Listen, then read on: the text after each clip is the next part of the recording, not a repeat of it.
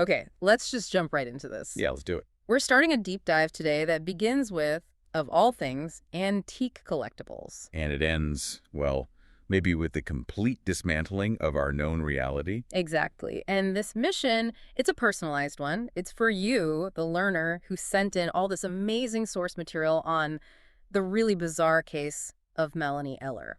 So our job here is to unpack it all.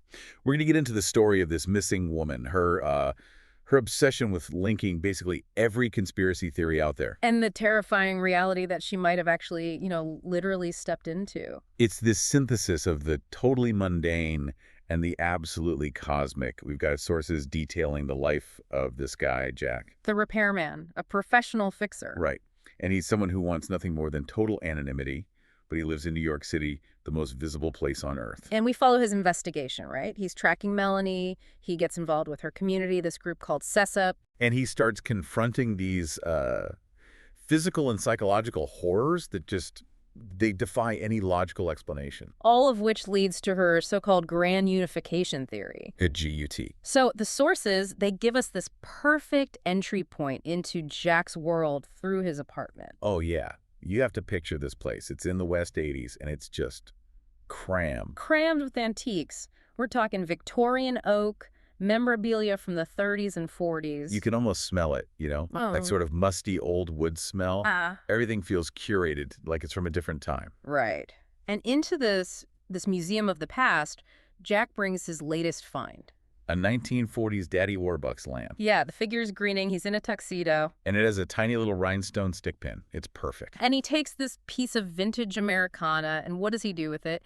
He puts it precariously right on top of his modern computer monitor. And that's the key image, isn't it? Yeah. That computer, which is the hub of his whole operation, it's described as looking like a plastic iceberg, adrift in a sea of wavy-grained oak. That juxtaposition is everything.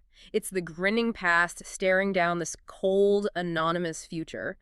It really sets the stage for who Jack is, because this is a man obsessed with disappearing. Completely. His entire operational profile is built on achieving what the sources call anti-presence. So the opposite of a stereotype. Exactly. Average build, mild brown eyes, clothes that are just clothes non-trendy, jeans, a flannel shirt, real work boots. The goal is just to be immediately forgettable, the person you stand next to on the subway and can't recall 5 seconds later. Yeah, but here's the brilliant part, the contradiction that the sources highlight. The technology. Right. His physical anti-presence is only possible because he's leveraging what he calls the anonymity bonanza of modern tech. So we're talking multiple ISPs, different aliases, a website. Heavy use of disposable calling cards and voicemail services. It's this whole untraceable world. He's a physical ghost, basically, but he's enabled by high-tech camouflage. It allows him to run this high-stakes, off-the-books business without ever leaving a trail that leads back to his apartment. It's all about control. And that control gets completely shattered when a man named Louis Eller contacts him. Right, through the anonymous website. And Louis is immediately described in such vivid detail. Starvation lean, wearing this shiny, wrinkled brown suit. He's nervous. Whispering, this high-pitched, urgent whisper. And his business is the most gloriously mundane thing you can imagine. The Keystone Paper Cylinder Company. Cardboard mailing tubes. Exactly. The contrast is it's perfect. This is a paper pusher who is suddenly face-to-face with something terrifying. And he's got this pronounced limp, too, which we find out is from a 2-inch built-up sole on his right shoe. There's immediate visible baggage with this guy. So Jack's first instinct is to just dismiss it. A missing wife is a police thing. It's not what he does. So what's the hook? What gets him to take the case and that very steep, unmentioned upfront fee? It's the red flag. The undeniable, bizarre red flag tied to how Melanie disappeared. Louis tells him that Melanie contacted him through a TV interruption. During the local weatherman segment, of all things. And the message. It was personal. And it was chilling. It was in Melanie's own voice. And it said, "Only Repairman Jack can find me. Only he will understand." And that's the moment. That's when Jack realizes he hasn't just been hired. He's been summoned. By someone who knows who he is, his hidden identity. More than that. By someone who understands the reality he's been trying to escape his whole life.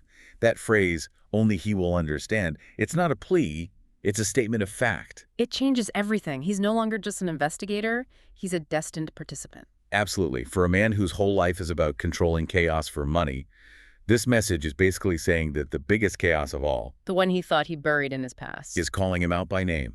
It's the ultimate violation of his entire philosophy. So Jack takes the case. He follows Lewis out to his Long Island home in Shoreham. And the house itself? It reflects the tension in their marriage. Lewis's decor is all nautical hurricane lamps, brass compasses. But it's described as very staged. It's this attempt to create a normal, wholesome reality. And cutting right against that are Melanie's touches.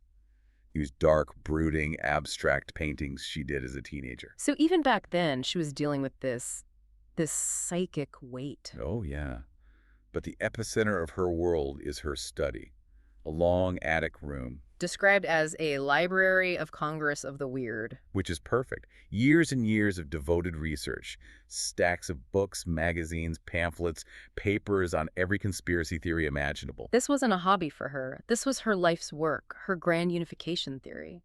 And the very first crucial piece of evidence Jack finds is actually an absence of evidence. Lewis shows him the computer, opens the directory labeled GUT. And it's empty. The file is gone. Years of work just vanished. Lewis immediately assumes her kidnappers erased it. But Jack, the professional, he raises a much more, well, a more troubling possibility. That Melanie wiped it herself. After copying everything to floppy disks for safekeeping and handing them off to someone she trusted.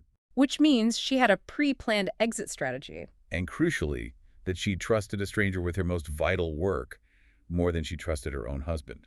And then there are the physical clues. First, that bizarre screensaver Lewis programmed. Right, this cheerful image of the Earth spinning. And then some invisible being just gnaws chunks out of it until it's an apple core. A little on the nose, maybe, reflecting his anxiety about planetary consumption or something. You think. And then the second thing, the last painting Melanie was working on.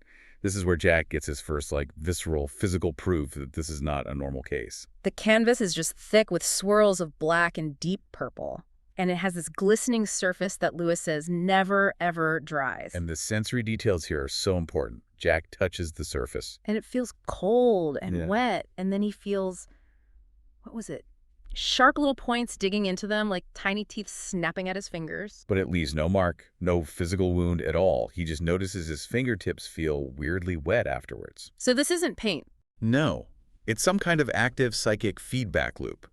A momentary, horrifying breach of reality where the subject of the painting, this otherness, is actively pushing back. It's leaving this invisible, temporary mark on Jack's world. Which immediately anchors this whole deep dive in cosmic horror, not just, a detective story. It ties right back to his anti-presence. He wants to be invisible, but here's this literal, tangible, yet invisible force that sees him and reacts to him. The game has completely changed. So now, to find that data, Jack has to immerse himself in the culture that created the GUT in the first place. Which leads him straight into the Sea Soup conference. Held at the Clinton Region Hotel in Hell's Kitchen. The sources are very specific. It is decidedly not the Waldorf. Which is the perfect venue for this demographic. Right. Sea Soup, whatever that stands for, it's fascinating. The members are described as totally ordinary. Middle America heavily into conspiracies. They're loners, outsiders, and they've found this desperate kind of family gathering. A family built on shared paranoia and this desperate need for a concrete answer to all the chaos in the world.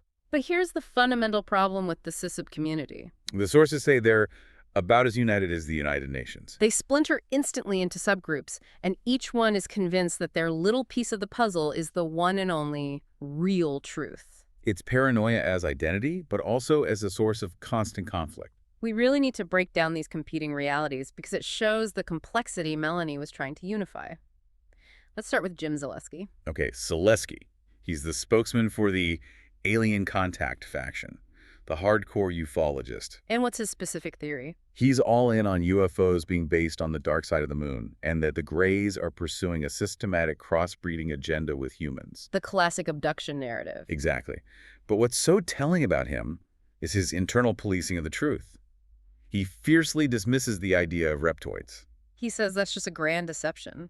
A lie cooked up by the Greys to distract everyone. So he's demanding critical thinking about, say, faked UFO photos, but only within the very narrow confines of his own accepted dogma.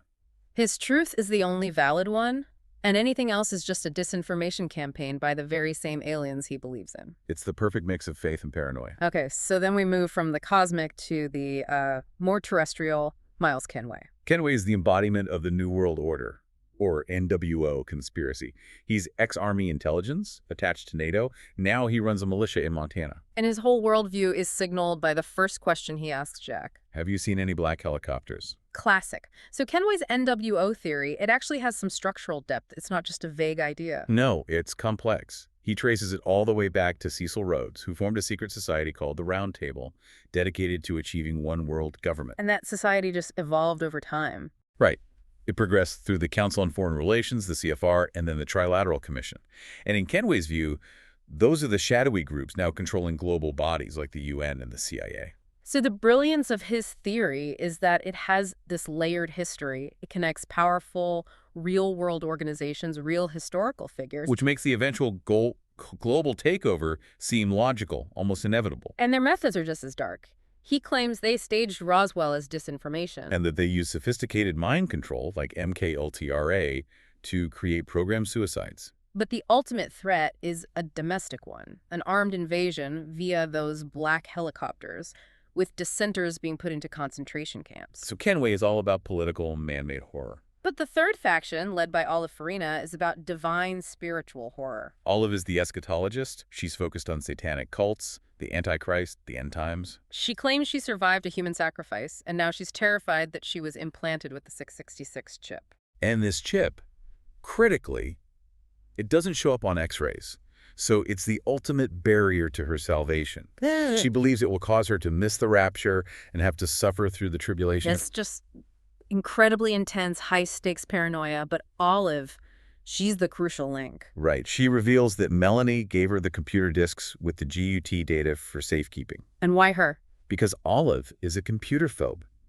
Melanie calculated that no NWO or alien operative would ever think to look for high-tech data with the one person who's terrified of technology. She was playing to the specific blind spots of her enemies. That's brilliant. And then there's the host of the whole thing, Professor Salvatore Roma. He's a professor from a Kentucky university who apparently came out of nowhere to get the CSUP members all fired up, and he's a big supporter of Melanie's research. And when Roma greets Jack, he does this strange, silent gesture. He raises his 3 middle fingers and curves them downward, diagonally, across Jack's body. It's not a handshake. It's clearly symbolic of something. Something tied to the cosmic conflict Jack is about to be pulled into. So Jack has to infiltrate this group. Lewis helps him craft a cover story. Jack Shelby, the experiencer. It's perfectly vague and untestable. He says he lost 5 or 6 hours driving through the Jersey Pine Barrens, saw a pine light, and a glowing figure. And the Pine Barrens are already a nexus point in Melanie's theories. But here's the real genius move, the ultimate welcome mat. Melanie had already put Jack's description on her missing person flyer. The mild brown eyes, the flannel shirt, the work boots. She described him perfectly and said he was an experiencer she desperately needed to find and talk to. What does that tell you about Melanie? She wasn't just researching this stuff. No, she was actively recruiting. She was setting up the investigation from the other side. She knew Jack was coming. So by the time he walks into that hotel, he's not an outsider trying to get in. He's a celebrity, an instant ally, a preordained part of their family. It's the perfect infiltration. So this leads us down the trail of genetic fate and the Monroe cluster. Right. Jack meets Frayne Canfield, a childhood friend of Melanie's.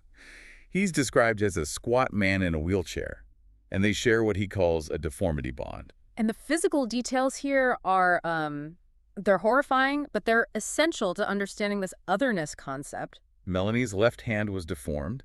It tapered to a thick, sharp, black claw where she always kept bandaged in public. Canfield's legs are boneless, described as a kind of snake's tail, and he confirms the psychological impact this had on Melanie. Her childhood dolls. All of them had their left hands whittled down to a point to mirror her own. And they weren't isolated cases. This is what Canfield reveals. He tells Jack about the Monroe cluster. In late 1968, 6 deformed children were all born in Monroe over a very compressed 10-day period. And that specific timing is what led to Melanie's theory about their origin, which Canfield completely believes. They think something unnatural happened in Monroe in late February or early March of 1968. That period corresponds exactly to when those 6 children were newly conceived fetuses. At their most vulnerable stage. Exactly.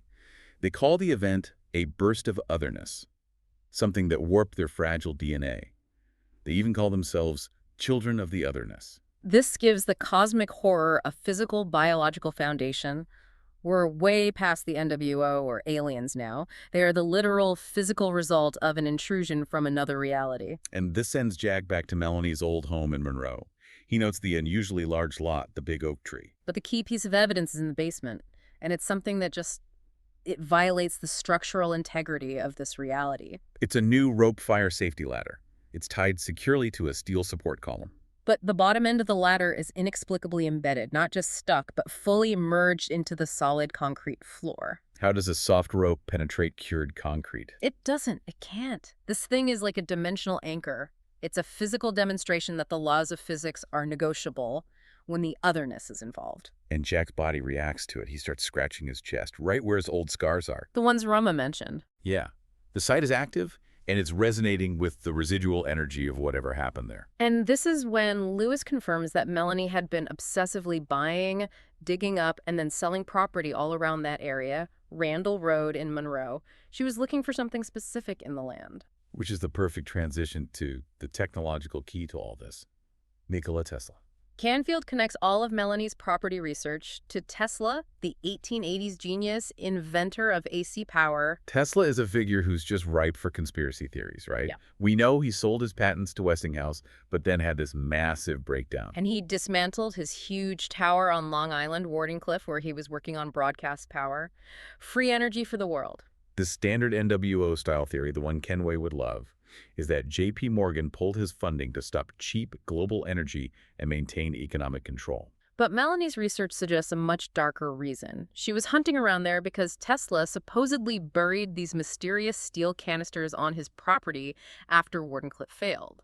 So the theory about suppressed technology is true, but the reason for the suppression is the real secret. The technology wasn't just revolutionary, it was dangerous. Maybe extra-dimensional. And that connection gets confirmed violently by the arrival of the artifacts of the otherness. 2 dark green metal crates just appear in Jack's hotel bathroom, about 24 hours apart. And he takes every precaution. He locks the door, he wedges a chair under the handle. And they arrive anyway, without disturbing any of it. They're smoking like dry ice, radiating this unnatural cold. And on the lid of the second crate, scrawled in what looks like marker, are the words, N. Tesla. So the otherness, or maybe the forces opposing it, are using Jack as a delivery point. Right, and once Jack gets Zaleski, Kenway, and Canfield to look at the components inside. The consensus is that they're parts for a miniature Tesla tower, a small-scale broadcast power device. And Canfield's deduction is that Melanie must have found one of those buried canisters, one that contained the complete plans. And this device, it's meant to open a permanent gateway for the otherness. This completely reframes Tesla. He wasn't just a suppressed genius. He was the unwitting inventor of a dimensional key. And the otherness, knowing Jack is marked, is using him as a magnet to deposit the tools they need for their invasion. The grand unification theory is real. It's a biological vulnerability, the Monroe cluster amplified by suppressed technology, Tesla's blueprints. So with the components all delivered, the conflict it immediately escalates. And the first casualty is Olive Farina. This sweet, paranoid eschatologist. Jack gets worried when she's not answering her phone, so he breaks into her room, room 812. And he sees the classic signs of someone trying to keep people out, the do not disturb sign, the swing latch locked from the inside. But the window safety stop had been pried off, which suggests the entry and the exit was not through the door. In the scene he finds, it's not just violent, it's ritualistic. Olive is dead in the bed. Her eyes have been removed and her lips have been cut off, leaving this hideous, permanent grin. And the room has been completely ransacked. They were looking for the GUT discs she was hiding. This was a targeted, specific murder. But here's the truly terrifying part, the aftermath. Later, Evelyn, Olive's friend, she gets hotel management to open the room. And it's empty. The body, the blood, all the damage from the ransacking. It's all gone. So Evelyn naturally concludes that Olive was taken in the rapture. It fits her friend's religious paranoia perfectly. It's the perfect demonstration of the enemy's power. They don't just eliminate the obstacle, they erase the evidence and rewrite the narrative to fit the worldview of ordinary people. And Jack is now the only person in the world who knows she was murdered. To everyone else, it never happened. And immediately after, he becomes the target. He's followed and attacked by 2 men in a black Lincoln Town car. The classic, chilling men in black stereotype. And they're described so specifically as Ditko characters, like something out of an old comic book. Black suits, ties, hats pulled low over dark glasses. And they pursue him with this terrifying, relentless competence. It's Miles Kenway who intervenes and saves him, and of course he thinks they're NWO operatives. But Professor Roma gives him the real story later. He calls them the twins. Ruthless, relentless watchmen created during World War II. And Roma claims that their clumsy, ham-handed methods are what actually generated the entire MIB mythos over the years. So they're not interested in global politics. Not at all. They are an amoral, hyper-specific, anti-otherness task force. Their only mission is containment.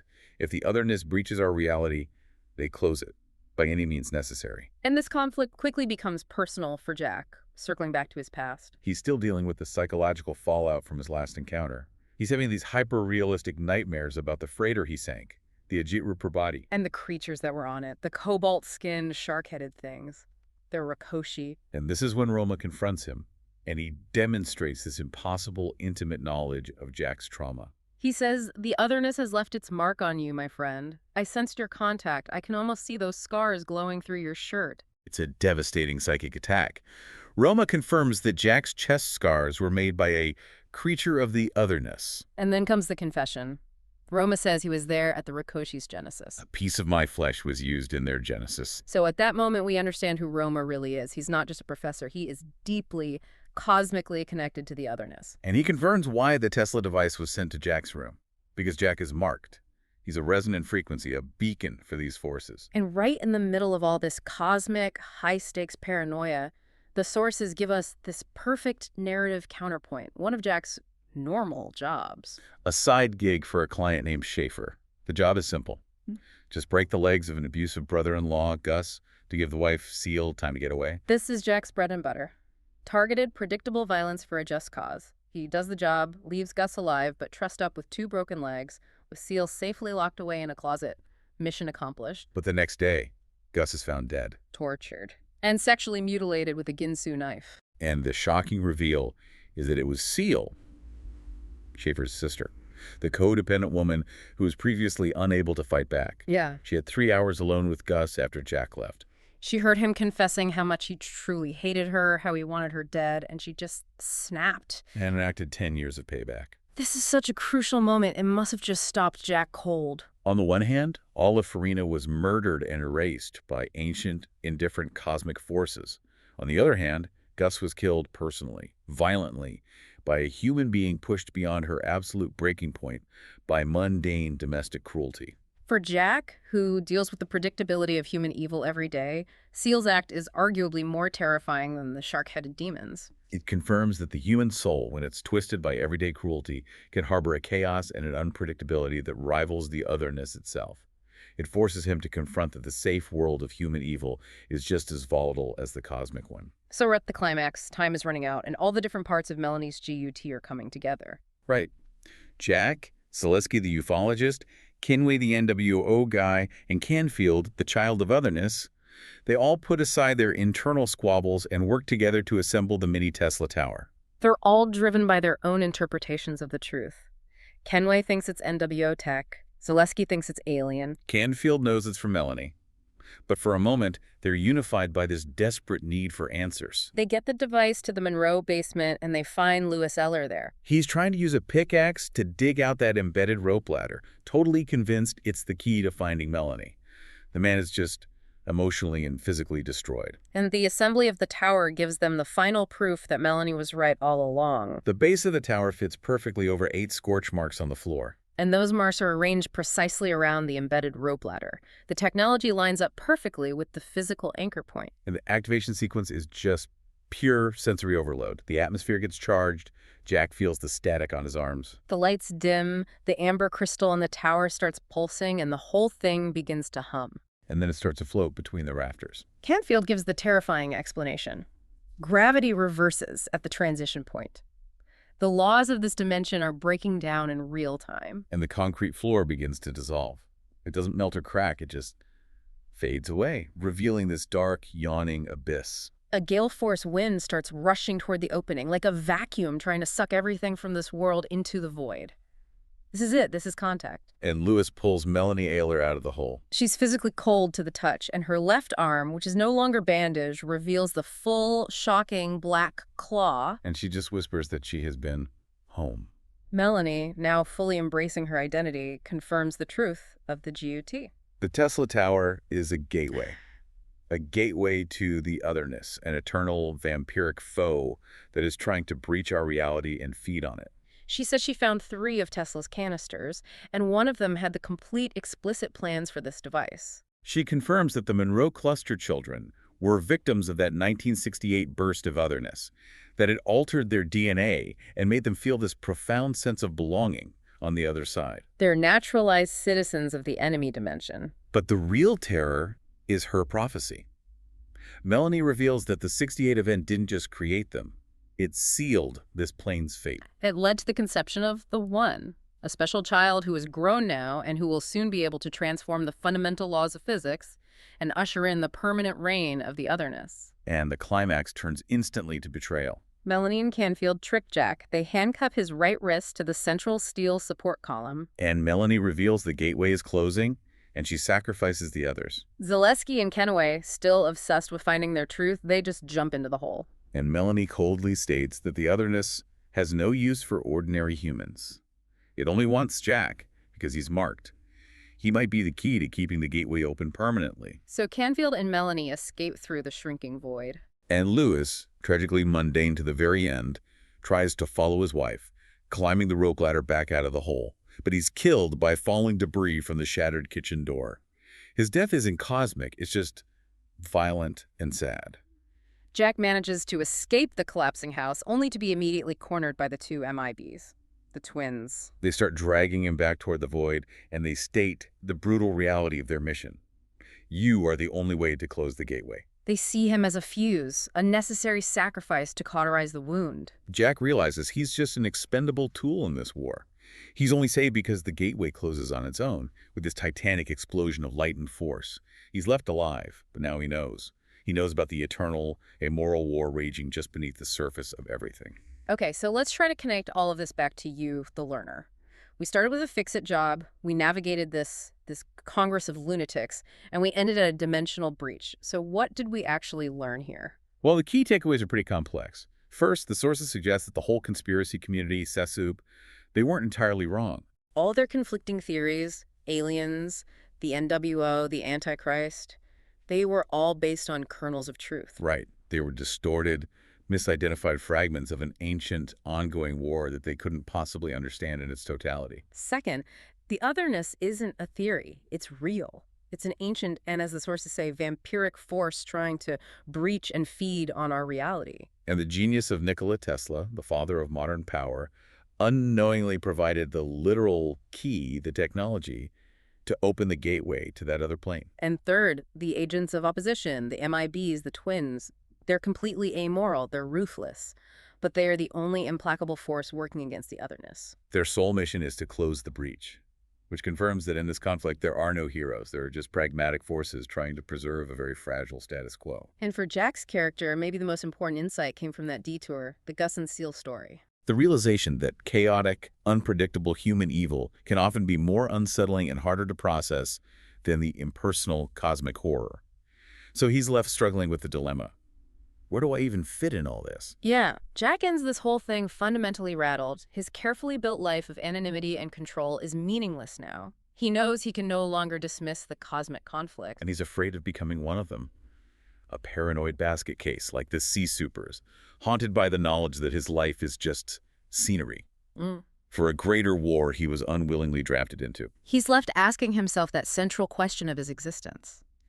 I had to believe that what I did mattered, at least to him, Lewis. Otherwise, why bother? If every little fix-it job is just a meaningless distraction from the apocalypse, how do you justify the daily struggle? And that, I think, leaves us with this final, really provocative thought for you to chew on. Which is what? Well, Melanie Ayler found her certainty, right? She finally felt like she knew who she was, why she was here. She was proud of her Otherness-altered DNA. She felt like she'd come home. Exactly. So for anyone out there seeking that kind of quick knowledge and certainty in a chaotic world, which is the very thing that drives conspiracy communities, You have to ask. Is there a dark temptation to just embrace a grand unification theory, even a horrifying one? If it finally provides a definitive meaning, if it finally gives you that sense of coming home, is that a trade you'd be willing to make? The certainty of belonging, even if it's on the monstrous side, versus the meaningless confusion of ordinary life. A tough question. Thank you for joining us for this deep dive. We hope the insights you gained provide the knowledge you were seeking and maybe a deeper understanding of the reality you inhabit.